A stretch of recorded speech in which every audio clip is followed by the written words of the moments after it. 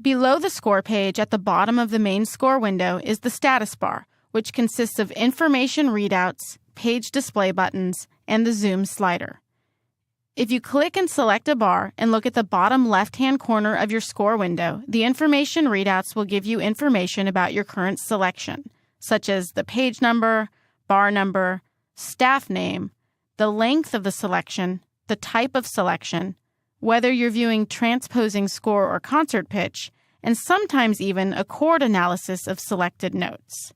Actually, if you want to see that in action, double-click on a single note head within a chord. Let's zoom in just a little bit here to see this. I'm going to double-click right here on this note.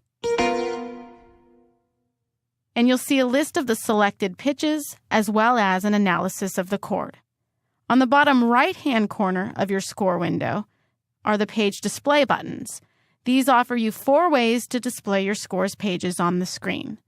The best way to see these page displays is to zoom out your score to about a 50% or less zoom. So I'm going to use Command minus to about 50%, maybe even a little less. I'm going to move this page up a little bit here so you can see this. I'm going to zoom out just a little more. There we go. The first setting is spreads horizontally. This presents your score pages from left to right with sets of every 2 pages connected together so that the view is similar to opening a book or magazine. Next to that is spreads vertically. Let's move this into view so you can see it better.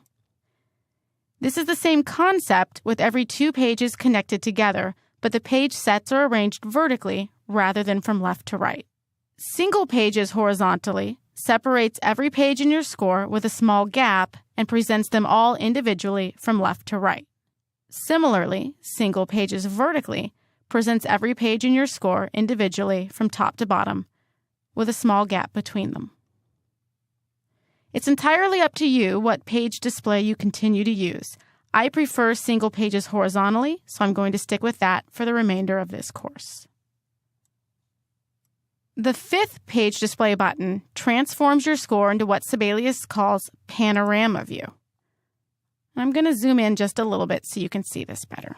Panorama view is a seamless, pageless, linear view of your score. In panorama view, your score is not bound to the dimensions of a page. It's a lot like a never-ending manuscript paper that unfolds one bar after the other from the beginning to the end of the score.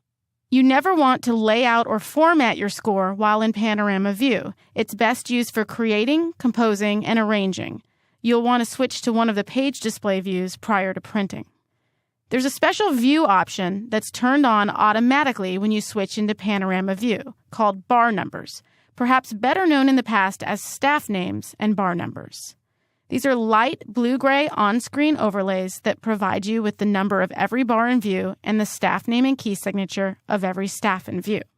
If I zoom in a little bit, you'll be able to see this a little bit better. And as long as I'm zoomed in enough that my instrument names aren't showing on the left, then you'll be able to see these here in this sort of light blue-gray color. My bar numbers are at the top.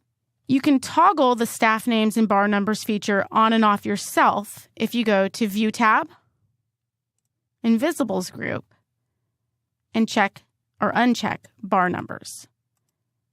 And you can do this in any view that you'd like to work in Sibelius. You don't have to be in panorama view to use this feature. You may also notice while we're here in the View tab that you can access all of the page display buttons that I just mentioned from right here in the Document View group of the View tab as well.